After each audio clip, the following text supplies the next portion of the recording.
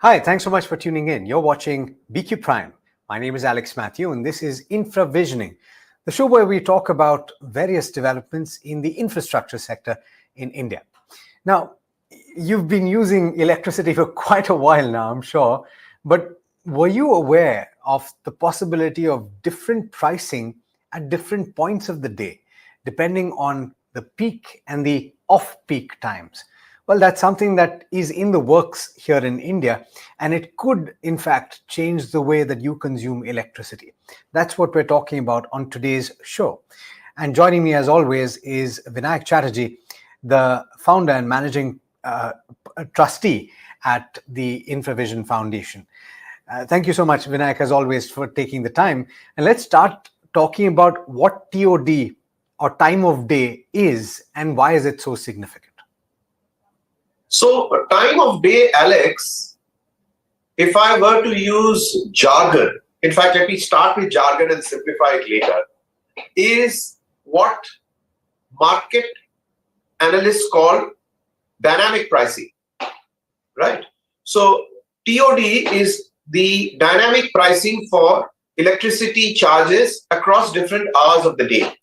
Now, while dynamic pricing sounds like intense jargon, for your viewers and for the average consumer, actually it's not scary at all, because the Indian consumer is used to dynamic pricing in two everyday areas. One is airline fares, right? You see that when there is just before a public holiday, say 15th August or Christmas or Diwali, the airfares spike up, right? And when the traffic is less, demand is less, the airfare comes down. That is a straightforward example of dynamic pricing, that a business offering adjusts its pricing to equate demand and supply. Similarly, you will see that in cinema tickets, multiplex. You know, the shows in the afternoon on a weekday are far, far cheaper than the peak hours on a weekend. That itself is an example of dynamic pricing. Or you could even say time of day tariff. In the case of airline, it's possibly time of it's day of month, whereas in the case of multiplex tickets, it's very clearly time of day. So the Indian customer is used to it. But the innovation now, actually, between you and me, people are seeing it in Uber, Ola fares also, what people call surge pricing. Surge pricing is nothing but dynamic pricing, equating demand and supply of the vehicles. So the Indian customers are telling. So, but does this exist in other parts of the globe, and are we essentially using a tried and tested formula? We are. So in the electricity sector, this is the first time that the Indian consumers are going to be exposed to time of day pricing. And to answer your question, all mature electricity markets, US, UK, parts of Europe, Australia, etc., all have TOD, time of day pricing, which basically equates demand and supply. Now, the important point, Alex, is that why is it structurally important for India to do this? You know, with every passing month, we are moving from a situation where the share of renewables is increasing by the day. But as you well know, the sun doesn't shine through the day, nor does the wind blow every time.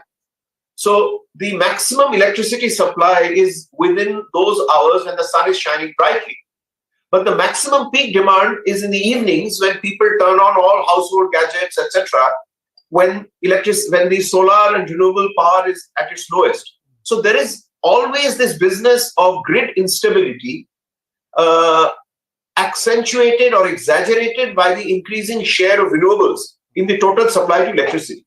So historically, the electricity supply system, which is people like POSCO and Power Grid and the load dispatch centers, they would cut supply if there was inadequate load to meet demand, and that was called load shedding or power cuts.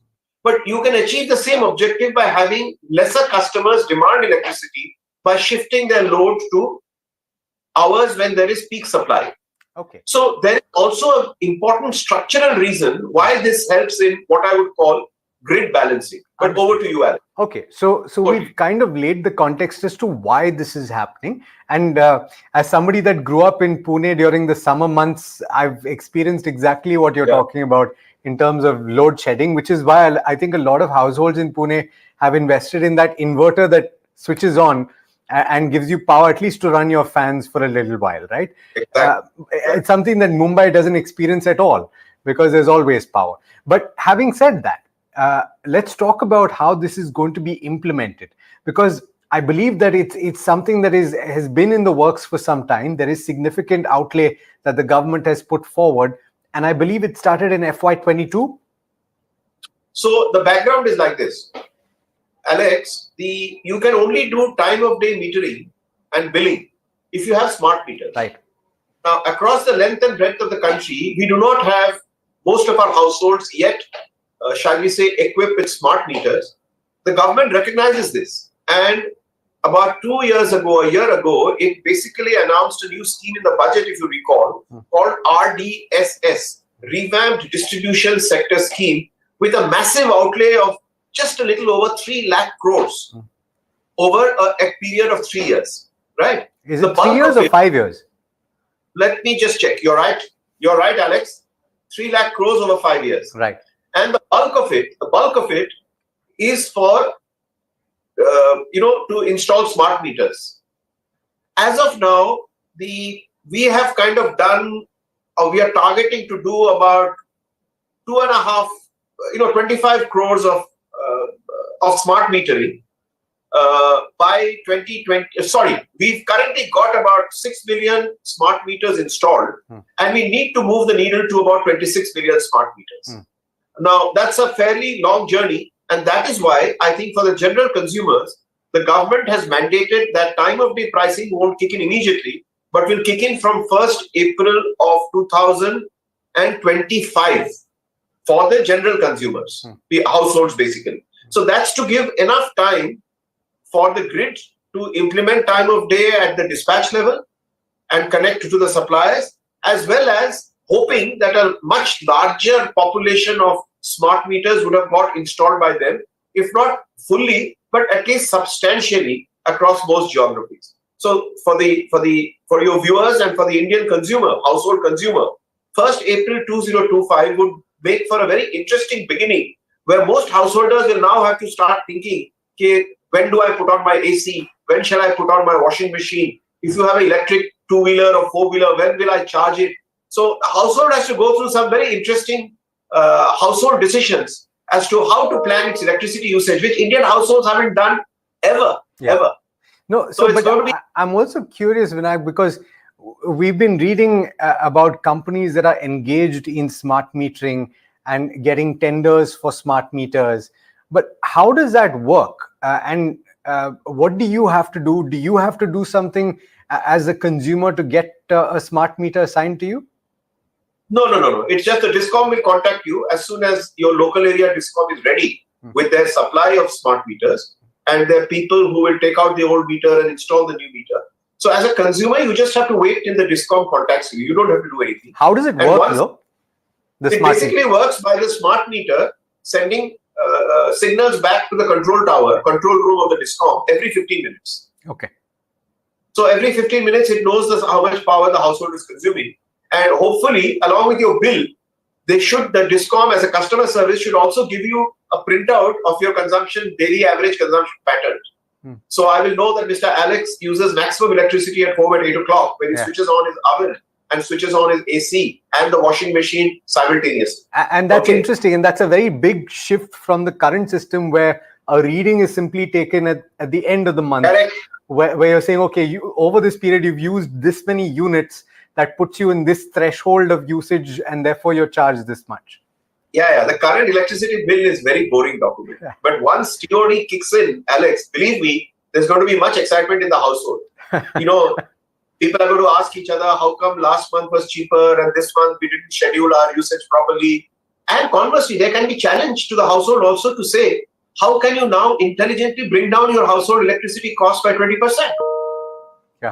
So if you're a household that is, let's say in Mumbai or other parts of the country, that's today spending say 9,000 rupees on a monthly electricity bill, If you can shave off 2,000 out of it, then you've got an annual saving of 25,000 rupees. I mean, it's a big deal. So interestingly, it's going to lead to some very interesting changes in household behavior of adjusting to a TOD regime. And more importantly, today the consumer was a passive recipient of electricity without being a participant in the green process or in the process of reform. This one instance brings the householder, the average electricity user, to becoming a willing player in the whole electricity reforms game. So it's a very interesting movement. No, certainly. And there are certain other social implications as well. I can think of a situation where a college-going individual is playing truant, and his father looks at the bill and says, hey, you were supposed to be in college at 2 p.m., whereas I can see that the air conditioner was on and consuming electricity. So that is an implication. But also, I'm just curious, and just to close out this conversation, the industrial users or the companies will have this kick in 1 year earlier, right? So what is the implication for them, because they're large consumers of electricity as well? Look, they're already used to it. To be honest with you, for the large industrial and commercial consumers, it's kicking in 1 year earlier. It's kicking in from 1st 2024. Yeah. Many of them already have smart meters, and many of them have their own energy divisions, which have hooked on to energy efficiency measures, years ago. So it's going to be less of a, shall we say, interesting development for them as much as it is going to be for the householder. But remember, it could have a negative effect also. Think of a working couple, husband and wife working. The whole day the flat is closed, right? They both come home at 7 in the evening, and as soon as they come home at 7, and that is the period when the pricing is higher. It's 20% higher. It's peak pricing, right? And then at that point of time, they switch on washing machine, TV, air conditioner. So they may actually end up paying higher than they do today. Yeah. So there is a potential, shall we say, downside to it also. If you are somebody who is not at home to enjoy solar hours, as they say, the cheaper rates between 10 in the morning to 5 in the afternoon, when you get the cheaper rates, if you're not at home, then you missed out. Yeah. Unless the consumer durables market itself with internet becomes smart and you are able to switch on and off your devices offline, but you don't really want your air conditioner when you're not there, right? Yeah. No, I completely understand that. And also, I would think things like washing machine, etc., you can try and get something done like that already. But implications, I think, for a whole gamut of experiences for the consumer, and a very interesting conversation. I think we'll touch base on it once it is nearing the implementation stage as well. But Vinayak, thank you so much as always for taking the time. Pleasure speaking with you. Thank you. It was an interesting conversation. Thanks.